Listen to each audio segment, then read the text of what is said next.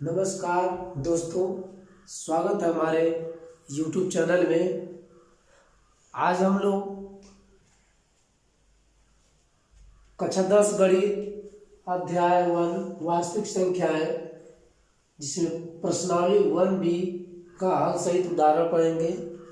और हल सहित उदाहरण पढ़ने के पहले हम लोग इस प्रश्नावली 1B से संबंधित कुछ तथ्यों को जानेंगे, बेसिक नॉलेज को जानेंगे कि इस अध्याय में हम लोग किस तरह से किस विधि से सवाल को सरल करेंगे। तो चलिए हम देखते हैं। तो इसमें संख्याओं का गुणनखंड ज्ञात करना। सबसे पहले हम लोग जानेंगे संख्याओं का गुणनखंड ज्ञात करना। तो संख्याओं का गुणनखंड हम लोग भाग विधि से, अभाज्य गुणनखंड विधि से और वृक्ष विधि से जानेंगे, क्योंकि इस अध्याय में हम लोग इन्हीं विधियों का प्रयोग करेंगे। तो सबसे पहले इन विधियों के बारे में हम लोग जानेंगे और उसके बाद हम लोग इस अध्याय प्रश्नावली 1B के हल सहित उदाहरण को पढ़ेंगे। तो चलिए, पहला है भाग विधि से। तो भाग विधि से संख्याओं का गुणनखंड कैसे किया जाता है। तो भाग विधि से जैसे मान लीजिए कोई संख्या ले लीजिए, जैसे मान लीजिए एज में 225 है, ठीक है। तो 225 का पहले हम लोग भाग विधि से गुणनखंड ज्ञात करेंगे, उसके बाद अभाज्य गुणनखंड विधि से, वृक्ष विधि से ज्ञात करेंगे। तो 225 है, तो भाग विधि से गुणनखंड कैसे किया जाता है। हम किसी का भी गुणनखंड करते हैं, या हम भाग विधि से करें, या अभाज्य गुणनखंड विधि से करें, या वृक्ष विधि से करें, तो हमको अभाज्य संख्या से ही गुणनखंड करना है। तो देखेंगे 225 विषम संख्या है, तो 2 से विभाजित नहीं होगा, तो 2 के बाद 3 आता है, 3 से हम लोग देखेंगे। तो 3 से चलिए देखते हैं, 3 से इसको विभाजित करेंगे। तो 3 सते 21, एक बचेगा इसमें, तो 15 हो जाएगा। 3 पचे 15, पुनः 3 से देखेंगे तो 3 दूना 6, एक बचेगा 15 हो जाएगा। 3 पचे 15, अब 5 से 5 पचे 25, 5 एक 9 5। अब ये विभाजित हो गया। अब हम लोग क्या करेंगे, यहाँ पर 225 बराबर 3 गुणे 3 गुणे 5 गुणे 5, इसको लिख देंगे, ठीक है। तो ये भाग विधि से गुणनखंड हो गया संख्या का, ठीक है।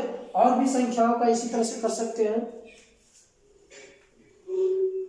अभाज्य गुणनखंड विधि से इसको देख सकते हैं हम लोग, अभाज्य गुणनखंड विधि से।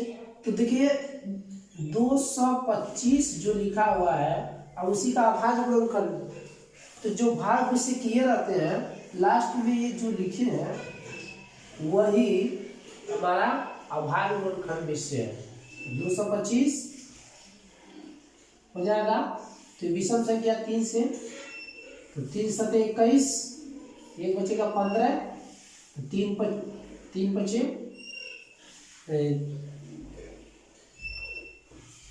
15 हो जाएगा। 3 से कट गया, फिर 75 बचेगा यहाँ पर। 75 को 3 से काटेंगे, 25 यहाँ 75 होता है, तो 3 बार फिर से 25 बचा, 5 से काटेंगे तो 5 बचेगा, 5 से कट गया, ठीक है। तो ये 225 का अभाज्य गुणनखंड विधि से हो गया। 3 गुणे 3 गुणे 5 गुणे 5। अब देखिए ये संख्या है, 3 2 बार आया है, तो इसको हम ऐसे लिख सकते हैं, 3 पर 2 भाग और 5 पर 2 भाग, ठीक है। इस तरह से भी हम लोग लिख सकते हैं। मतलब अभाज्य गुणनखंड विधि और भाग विधि ये दोनों एक ही तरह का है। इसमें इस तरह से करके इस तरह से लिखा जाता है, और इसमें डायरेक्ट यही वाला विधि लिखा जाता है।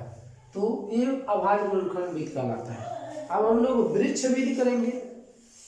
यदि हम लोग को समस्या हो रहा है अभाज्य गुणनखंड विधि में, इसमें अगर कोई प्रॉब्लम होता है तो हम लोग इस 20 से करके और जितना आता है यहाँ पर संख्या उसको यहाँ पर लिख देते हैं। ठीक है। अब तीसरा विधि हम देखेंगे वृक्ष विधि। तो वृक्ष विधि भी भाग 20 से ही संबंधित है, तो इसको भी हम लोग देख लेंगे। ये दूसरा विधि हो गया था अभाज्य गुणनखंड विधि से, और तीसरा हम लोग देखेंगे वृक्ष विधि। तो वृक्ष विधि में क्या करते हैं हम लोग, संख्या को लिख देते हैं। अब ये विषम संख्या है तो तीन से विभाजित करेंगे, 3 से विभाजित हो जाएगा। अगर 3 से विभाजित नहीं होता तो हम लोग अगली संख्या 5 से देखते, 7 से देखते, लेकिन ये 3 से विभाजित हो जाएगा।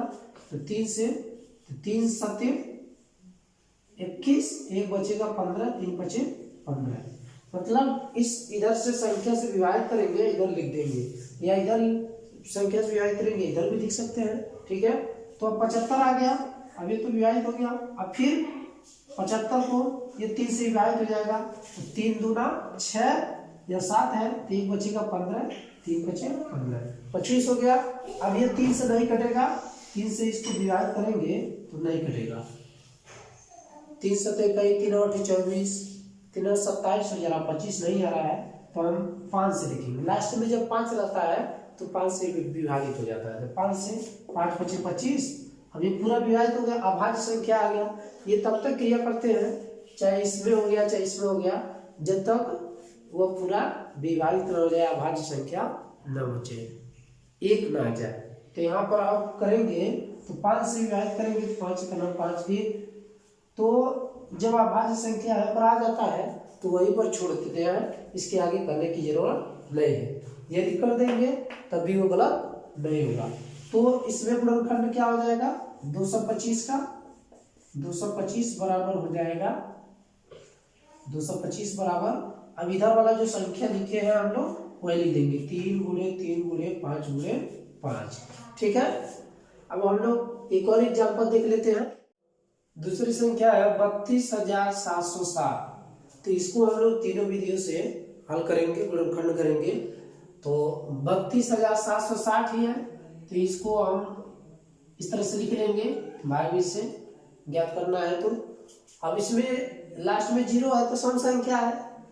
सम संख्या जो होता है हम लोग जान लें, जिन संख्याओं के लास्ट में 0, 2, 4, 6, 8 आता है उसे सम संख्या कहते हैं। और विषम क्या होता है, जिन संख्याओं के अंत में 1, 3, 5, 7, 9 आता है उसे विषम संख्या कहते हैं। तो देखिए 0, 2, 4, 6, 8 भी एक सम संख्या है, और जिनके अंत में ये संख्याएं आ जाती हैं वो भी सम संख्या होता है। ठीक है। और विषम 1, 3, 5, 7, 9 ये विषम संख्या है, और जिनके अंत में ये संख्याएं आ जाती हैं वो भी संख्या विषम हो जाता है। मतलब सम संख्या यदि रहेगा तो वो 2 से विभाजित होगा, और वो उसे तब तक विभाजित करेंगे जब तक 2 से कटेगा, जब तक वह सम संख्या रहेगा। ठीक है।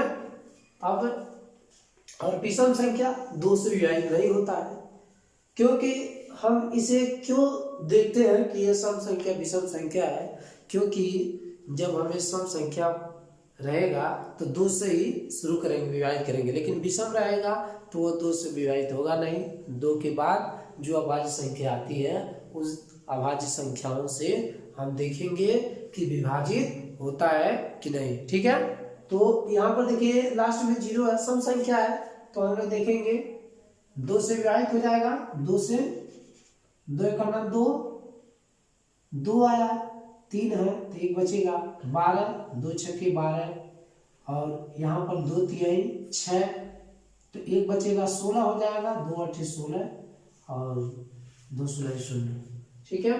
अब फिर सम संख्या है तो 2 से काटेंगे, 2 8 16 और 2 करना 2, 1 बचेगा 2 9 18 और 0 उतार देंगे, पुनः 2 से, क्योंकि सम संख्या ये है तो 2 चौका 8, और इसमें भाग नहीं जाएगा तो 0 बढ़ाएंगे तो 2 अंक ले लेंगे, 19 2 9 18 19 है और 18 आएगा तो एक बचेगा 10 हो जाएगा, 2 बचे 10। ठीक है, अब हम लोग अब यहाँ पर देखिए 5 है तो 5 विषम संख्या होती है, 5 यहाँ पर लिखा विषम संख्या है तो 2 से विभाजित नहीं होगा। 2 के बाद हम लोग 3 से देखेंगे, 3 से तो 3 से जांचने के लिए अगर हमें जांचना है कि वह संख्या 3 से विभाजित होगा कि नहीं होगा तो इसके लिए हम लोग क्या करते हैं, अंकों को जोड़ लेते हैं। 4 5 9 9 9 18 0 18 ही होगा, मतलब 4 0 4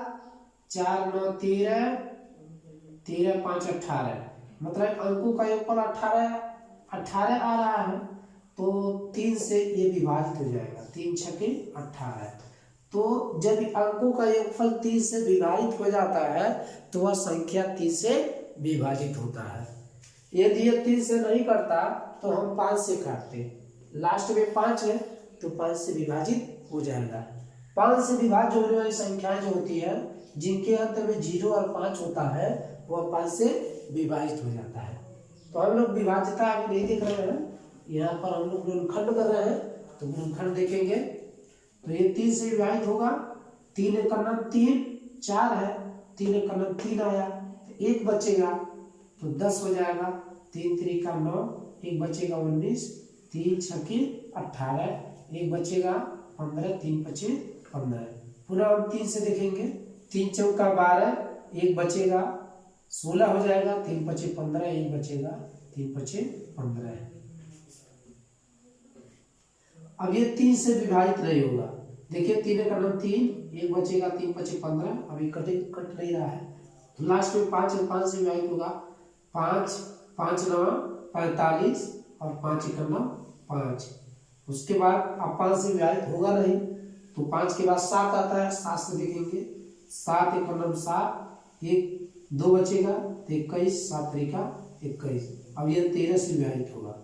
ठीक है, तो देखिए यहाँ पर जिससे हम काट रहे हैं वो अभाज्य संख्या होता है। अभाज्य संख्या क्या होता है हम लोग जान लें। अभाज्य संख्या जो स्वयं से कटता है और 1 से विभाजित होता है उसे अभाज्य संख्या कहते हैं। अभाज्य संख्या में 2 से शुरू होता है, 2 3 5 7 11 13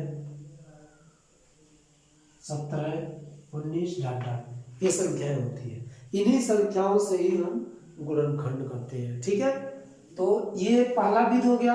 अब ये पूरा विभाजित हो गया, 1 आ गया कट गया तो अब इसको हम लिख लेंगे 32,760 बराबर 2 गुणे 2 गुणे 2, 3 को 2 आया है लिख दिए, और 3 गुणे 3 और 1 5 आया है, 1 7 आया है, 13 है। ठीक है, तो यहाँ पर लिख दिए। अब इसको हम जैसे 2 गुणे 2 गुणे 2, 2 3 बार आया है तो इसको हम ऐसे लिख सकते हैं, 2 पर 3 भाग और 3 2 बार आया है तो 3 पर 2 भाग, 5 एक ही बार आया, 7 एक ही बार आया, 13 एक ही।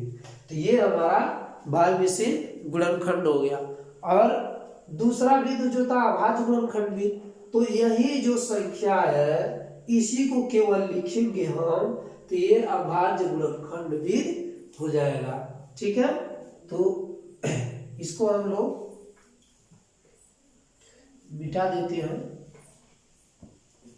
अब देखिए यहाँ पर दूसरा विधि में अभाज्य गुणनखंड विधि में कैसे लिखेंगे, 32,760 है तो ऐसे एक जगह इसका गुणनखंड हम लोग कर लेंगे और ये संख्या जो प्राप्त होगा वह यहाँ पर लिख देंगे अभाज्य गुणनखंड विधि। इसको लिखने की जरूरत नहीं होगी, इसको रफ कार्य पर हम लोग कर लेंगे। या तो हम इसी संख्या को ऐसे 2 से बारी बारी से विभाजित करते हुए जाएंगे जिससे कटेगा। ठीक है, अब इसको देखिए तो 2 गुणे 2 गुणे 2, 3 गुणे 3 गुणे 5 गुणे 7 गुणे 13, ये 32,760 का गुणनखंड हो जाएगा।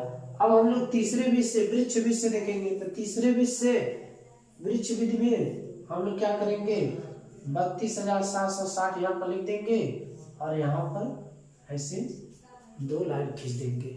अब हम क्या करेंगे, अब ये सम संख्या 2 से विभाजित होगा ही, अब 2 से काटते जाएंगे, 2 1 9 2, 1 बचेगा 12, 2 छक्के 12 और 2 तिहाई 6, 1 बचेगा 16, 2 अट्ठे 16 और 0 बच रहा, उतार देंगे या 2 सुनाई 0 आ गया, कट गया। ठीक है, अब हम लोग क्या करेंगे, अब ये भी सम संख्या है तो 2 से कटेगा ही कटेगा, 2 से 2 अट्ठे 16 और 2 एकम 2, 1 बचेगा, 2 नवा 18 और 0 बचेगा, 0 उतार देते हैं या 2 सुनाई 0 हो जाएगा। पुनः ये सम संख्या 2 से काटेंगे,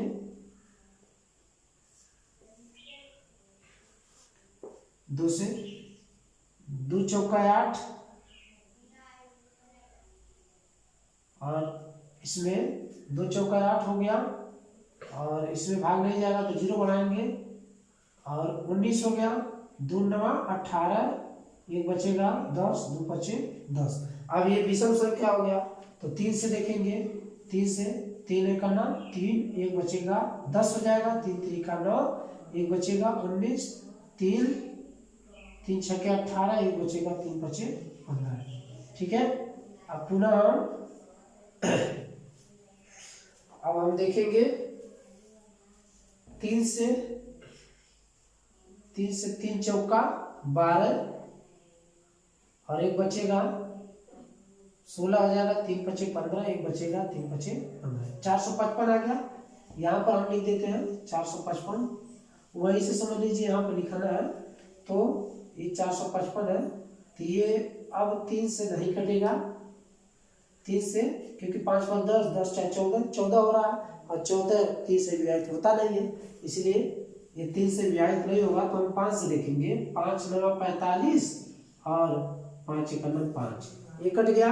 पुनः अब ये कटेगा तो 7 से काटेंगे, 7 1 7, 2 बचेगा 21, 7 3 का 21। अब ये 13 से कटेगा, 13 1 13, ये पूरा विभाजित हो गया, एक आ गया। ठीक है, ये विभाजित हो गया। अब इसी को हम लोग क्या करेंगे, यहाँ पर उतार देंगे, तो यहाँ पर इसको लिख देते हैं हम लोग, यही जो लिखा गया संख्या, मतलब यहाँ पर हम लोग इसी को लिख देंगे इस तरह से, तो ये भाग, ये वृक्ष बीज से गुणनखंड हमारा हो गया। ठीक है, तो हम ये वृक्ष बीज आपको और ये अभाज्य गुणनखंड बीज और भाग बीज क्यों बताया है, क्योंकि प्रश्नावली 1B के क्वेश्चनों को हल करने के लिए इन सब विधियों का उपयोग हमें करना पड़ेगा। तो इसके जो ये वृक्ष बीज दिया गया, इसके गुण को हमें समझना है, क्योंकि इसका उपयोग है हमें, जैसे देखिए यहाँ पर अब 2 से इसको विभाजित किए हैं तो इतना प्राप्त हुआ है, 2 से इस संख्या को 32,760 को विभाजित किया तो 16,380 प्राप्त हुआ है। ठीक है, इसका मतलब इन दोनों का यदि हम गुणा कर दें, इसका गुणा कर दें तो इतना प्राप्त हो जाएगा। आप देख सकते हैं 2 सुनाई 0 हो जाएगा, 2 अट्ठे 16 को 6, 1 हासिल, 2 तिहाई 6 1 7 हो जाएगा, 2 छक्के 12, 12 को 2 हो जाएगा और 1 हासिल बचा, 2 1 2, 1 हासिल 3, मतलब 32,760 प्राप्त हो जाएगा। ठीक है, तो यहाँ पर इन दोनों का गुणा करने पर ये संख्या प्राप्त हो रहा है, क्योंकि इसी का 2 पार्ट किया गया है, तो इसका मतलब इन दोनों का गुणा करेंगे तो ये संख्या प्राप्त हो जाएगा। उसी तरह से यहाँ पर इसका 2 पार्ट है तो इन दोनों का गुणा करेंगे, 2 गुणनखंड है यहाँ पर, तो इन दोनों का गुणा करेंगे तो ये संख्या प्राप्त हो जाएगा। यदि कोई संख्या हमें, क्योंकि इन दोनों का गुणा करने पर हमें संख्या प्राप्त हो जा रहा है, यदि यहाँ पर ये संख्या न दिया हो, मान लीजिए x दिया हो तो, और ऐसे 2 पार्ट किए गए हैं 2 गुणनखंड, तो हम इन दोनों का गुणा करके इस संख्या को प्राप्त कर लेंगे। ठीक है, और यदि ऐसे दिया है, यदि यहाँ पर x दिया है, ये संख्या न दिया हो, यहाँ पर x दे दिया है, तो इन दोनों का गुणा इसके बराबर दिखा देंगे और 2 या इस संख्या में 2 से भाग कर देंगे तो ये संख्या प्राप्त हो जाएगा। तो इसी गुण का उपयोग करके हमें प्रश्नों को हल करना है। ठीक है, तो हम लोग अब इसमें पढ़ेंगे इन गुणनखंडों के माध्यम से संख्याओं का एलसीएम और एचसीएफ कैसे ज्ञात किया जाता है। तो पहले उसके बारे में हम लोग जानेंगे, उसके बाद हल सहित उदाहरण को और प्रश्नावली को पढ़ेंगे। ठीक है, तो चलिए हम लोग एचसीएफ और एलसीएम कैसे ज्ञात किया जाता है संख्याओं का, उसको देखते हैं। अभाज्य गुणनखंड से संख्याओं का एचसीएफ तथा एलसीएम ज्ञात करना। ठीक है, तो अभाज्य गुणनखंड भी अभी हम लोग पढ़े हैं, तो सबसे पहले हम लोग देखेंगे एचसीएफ कैसे ज्ञात किया जाता है। तो एक संख्या ले लीजिए 64,320, अब इसका एचसीएफ ज्ञात करना है अभाज्य गुणनखंड से। तो 64 है, तो 64 का गुणनखंड हम करेंगे 2 से कट जाएगा, 32 दूना 64 होता है, 32 बचेगा। अब 2 से 32 को तो 16 बच जाएगा।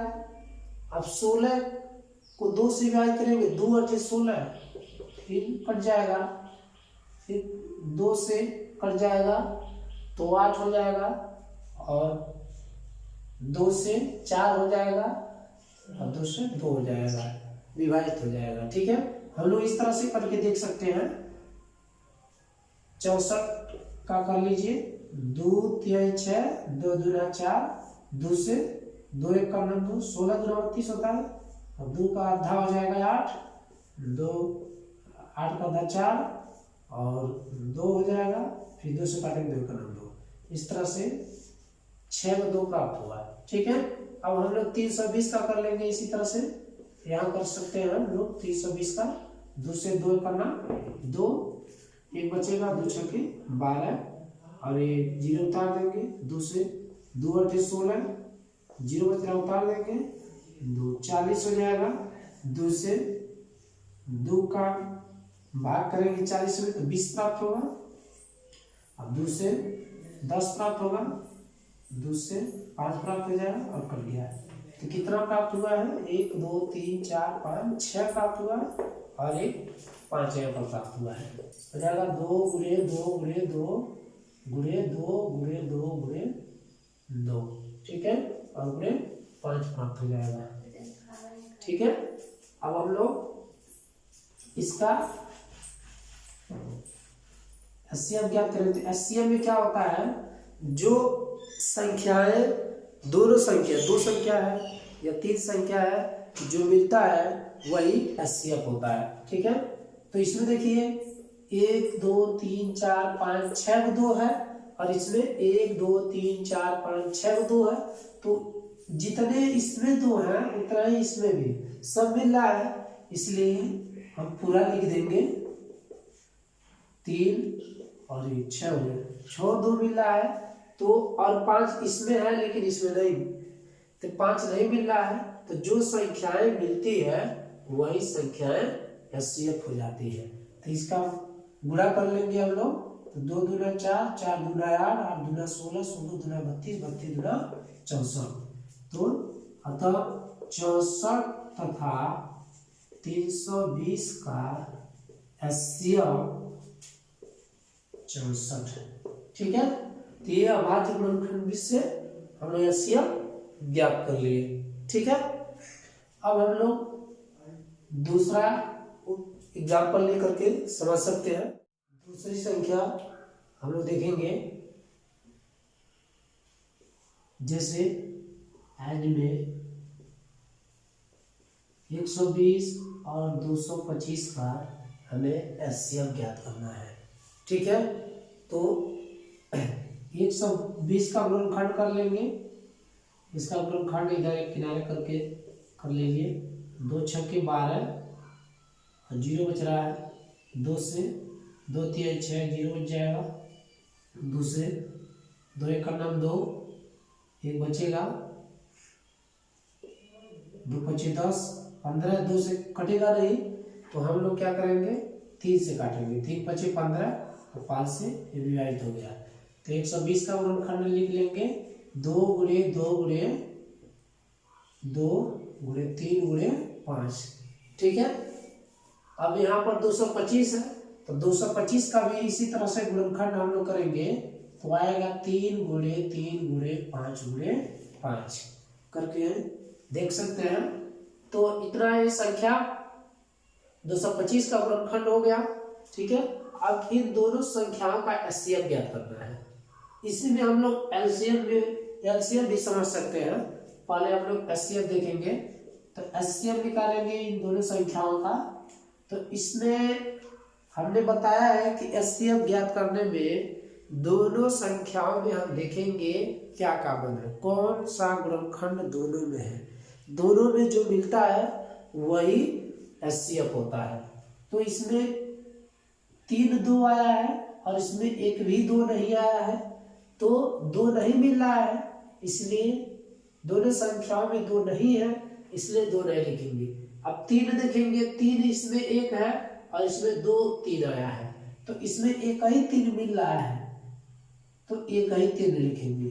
5 इसमें 1 है और इसमें 2 5 है, तो एक 5 मिल रहा है, तो हम एक ही 5 लिखेंगे। ठीक है, और कोई भी संख्या इसमें नहीं मिल रहा है। एक बार फिर से देख सकते हैं, इसमें 3 2 आया है लेकिन इसमें एक भी 2 नहीं है, नहीं मिल रहा है, तो उसको नहीं लिखेंगे। 3 इसमें 1 है और इसमें 2 3 है, तो एक 3 मिल रहा है दोनों में, तो एक ही लिखेंगे। 5 इसमें 1 है और इसमें 2 5 है, तो एक ही 5 मिल रहा है, तो हम लोग एक ही 5 को लिखेंगे। तो 3 गुणे 5, 3 5 15। एचसीएफ 120 और 225 का एचसीएफ 15 हो जाएगा। ठीक है, अब हम लोग इसी में एलसीएम भी समझ सकते हैं। एलसीएम कैसे ज्ञात किया जाता है, एलसीएम ज्ञात करना है इन दोनों संख्याओं का। तो देखिए, एलसीएम में जो संख्याएं मिलती है उसको भी लिखते हैं और जो संख्याएं नहीं मिलती है उसको भी लिखते हैं। लेकिन एचसीएम में क्या होता है, एचसीएम मतलब मौसम। मौसम में क्या होता है, एचसीएम में क्या होता है कि जो संख्याएं मिलती है उसी को लिखते हैं, लेकिन एलसीएम जो संख्याएं मिलती है उसको भी लिखते हैं और जो संख्याएं नहीं मिलती है उसको भी लिखते हैं। तो इसमें देखिए 2, पहले आप देखेंगे 2 इसमें 3 2 है और इसमें एक भी 2 नहीं है, तो एक भी ये 2 नहीं मिल रहा है, तो पूरा इसको लिख देंगे। ठीक है, अब यहाँ पर 3 1 है और इसमें 2 3 है, तो अधिक वाला लिखते हैं। एक तो मिल रहा है और एक नहीं मिल रहा है, तो उसको भी लिख देते हैं। तो मतलब ये कि इसमें एक ही 3 है और इसमें 2 3 है, तो जो अधिक वाला होता है उसी को हम लोग लिखते हैं। तो 3 गुणे 3 हो गया। अब यहाँ पर देखिए 5 एक ही है और इसमें 2 5 है, डबल है, तो हम लोग अधिक वाला ही लिखते हैं, तो इसको भी लिख देंगे। अब इसका गुणा कर लेंगे, 2 दूनी 4, 4 दूनी 8, 8 3 24, 24 24 3 72 हो जाएगा, 72 और 72 25 हो जाएगा। इसका ऐसे कर लीजिए, 25 25 चौका 100 हो जाएगा, 100 हो जाएगा, और 3 3 9 9 दूर 18, 18 का 9 1800। एचसीएफ हमारा कितना हो जाएगा, 1800। 25 और 2 दूर 4 हो जाएगा, तो 25 चौका 100 100 और 2 3 6 6 3 का 18, तो 18 का 100 में गुणा करेंगे तो हो जाएगा 1800। मतलब 120 और 225 का एचसीएफ 15 है और एलसीएम 1800 हो जाएगा। ठीक है, और भी एक और उदाहरण लेकर हम लोग समझ सकते हैं। जैसे मान लीजिए आप ले लीजिए 32 ले लीजिए, ठीक है, और उसके बाद हम लोग ले लेंगे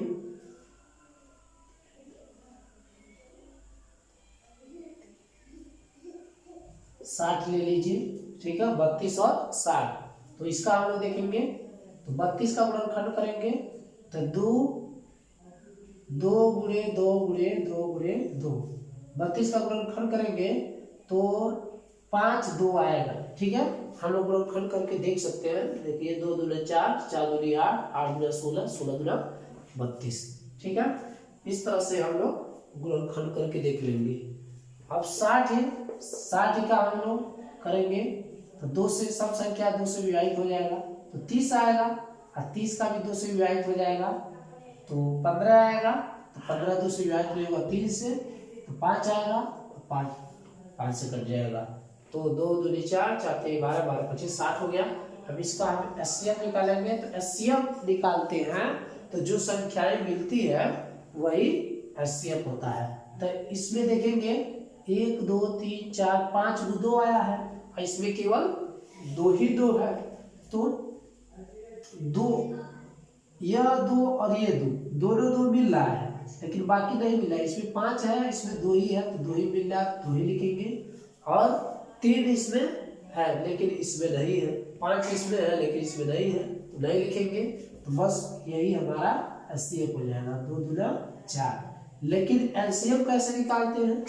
एलसीएम जो मिलता है उसको भी लिखते हैं, जो नहीं मिलता है उसको भी लिखते हैं। देखिए इसमें 5 2 आया है और इसमें 2 ही 2 है, तो जो अधिक रहता है उसको लिखते हैं। तो 5 बार लिख देंगे 2 को, और 3 इसमें है लेकिन इसमें नहीं है, तो उसको भी लिखेंगे, नहीं मिला है। तो 5 इसमें है, इसमें नहीं है, तो उसको भी लिख देंगे और गुणा कर देंगे। 2 दूना 4, 4 दूनी 8, 8 दूना 16, 16 दूना 32, 32 और 32 तिया, और फिर 5 में गुणा कर लेंगे।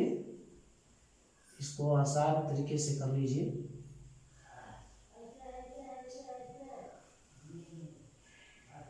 5 चौका 20, 20 दूना 40 कर लीजिए, और 2 दूना 4, 4 3 12, 12 चौका 48, मतलब 480 आ जाएगा।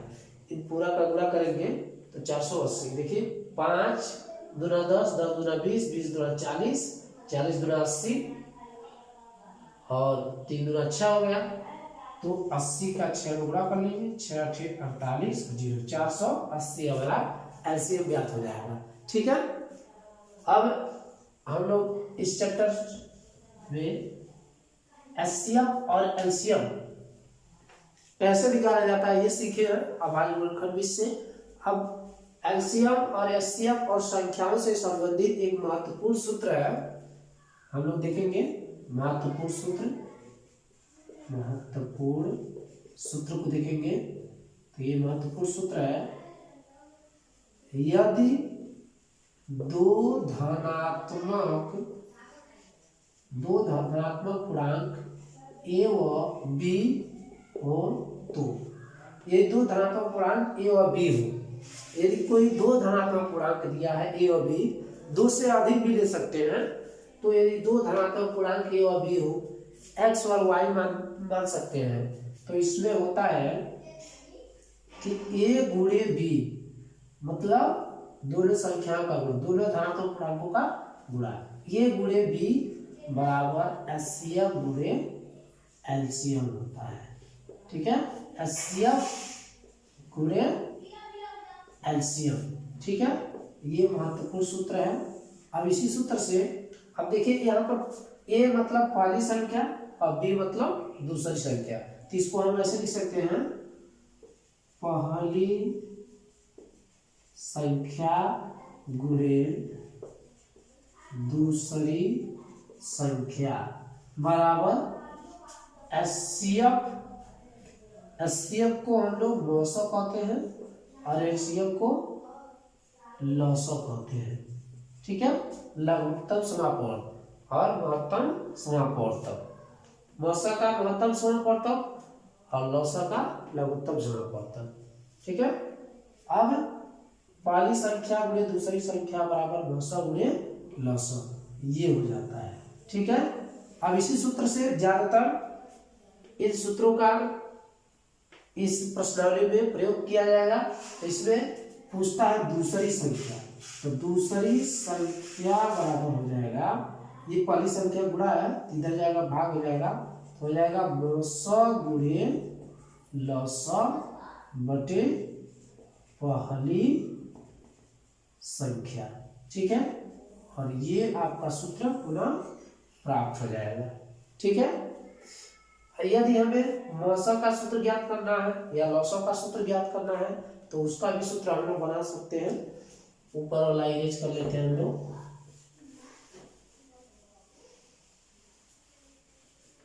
देखिए दूसरी संख्या का सूत्र होता है 900 गुणे लौसा बटे पहली संख्या। ठीक है। और यदि हमें मौसम का ज्ञात करना है, मौसम का सूत्र, मौसम बराबर क्या हो जाएगा, एक चीज और हम लोग देख लेंगे कि यहाँ पर पहली संख्या गुणे दूसरी संख्या बराबर मौसम गुणे लौसम लिखा है, तो हम पहली संख्या गुणे दूसरी संख्या, कभी कभी ऐसा होता है कि संख्याओं का गुणनफल दिया रहता है, तो यहाँ पर पहली संख्या गुणे दूसरी संख्या लिखा है, तो हम इसको यहाँ पर लिख सकते हैं पहली संख्याओं का गुणनफल बराबर मौसम गुणे लौसम। तो यहाँ पर पहले उसी को लिख लीजिए, यहाँ पर एक तरह से, और संख्याओं का गुणनफल बराबर मौसम गुणे लौसम। ठीक है, ये आपका सूत्र प्राप्त हो गया।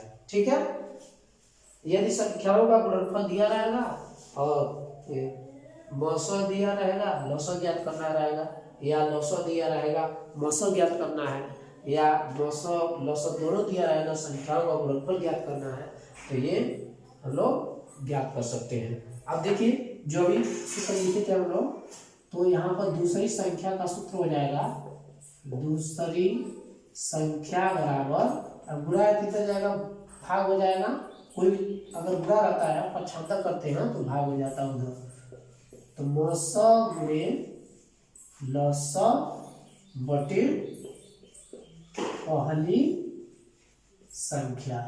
ठीक है, ये हमारा सूत्र प्राप्त हो जाएगा।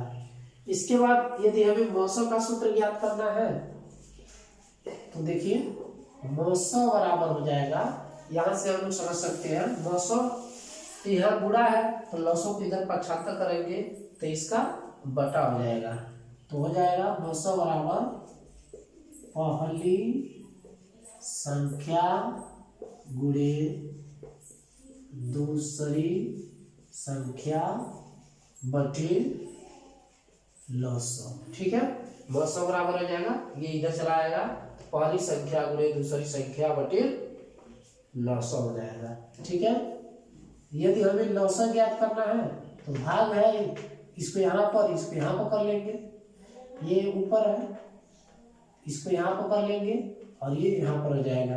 यहाँ से समझ सकते हैं लौसम का सूत्र हमें ज्ञात करना है, तो गुणा है तो इधर जाएगा तो बटा हो जाएगा, तो लौसम बराबर लिख सकते हैं हम लोग पहली संख्या गुणे दूसरी संख्या बटे मौसम। ठीक है, तो इन चारों में से कोई तीन दिया रहेगा और हमें एक ज्ञात करना रहेगा, तो इस सूत्र के माध्यम से हम लोग ज्ञात कर सकते हैं। ठीक है, अब हम लोग इस सूत्रों से संबंधित एलसीएम और एचसीएफ जो इसके पहले हम लोग निकाले हैं, इस सब सवालों से संबंधित और इस सूत्रों से संबंधित हम लोग प्रश्न को हल करेंगे। तो सबसे पहले उदाहरण को हल करेंगे, उसके बाद प्रश्नावली 1B को हल करेंगे। यहाँ पर देखिए हम लोग कक्षा 10 गणित जिसमें पहला अध्याय है वास्तविक संख्या है, प्रश्नावली 1B का पढ़ रहे हैं, और ये डॉक्टर मनोहरे की किताब से पढ़ रहे हैं हम लोग, प्लस एनसीईआरटी है, क्योंकि डॉक्टर मनोहरे का जो किताब है उसमें जितना भी एनसीईआरटी है, एनसीईआरटी क्वेश्चन जितने भी दिए गए हैं सब इसमें विद्यमान है, और इसमें कुछ एक्स्ट्रा प्रश्न भी दिए गए हैं डॉक्टर मनोहरे में। एनसीईआरटी तो है ही, लेकिन कुछ एक्स्ट्रा प्रश्न दिए गए हैं ताकि उससे हमारा अभ्यास बढ़े। तो अच्छा किताब है ये, इससे हम लोग पढ़ सकते हैं, क्योंकि इसमें हमारा प्लस पॉइंट है कि एनसीईआरटी भी दिया है और कुछ एक्स्ट्रा प्रश्न भी दिए गए हैं जो हमारे अभ्यास में काम आते हैं। ठीक है, तो हम लोग नेक्स्ट वीडियो में हल सहित उदाहरण पढ़ेंगे, पहले उदाहरण से। तब तक के लिए नमस्कार।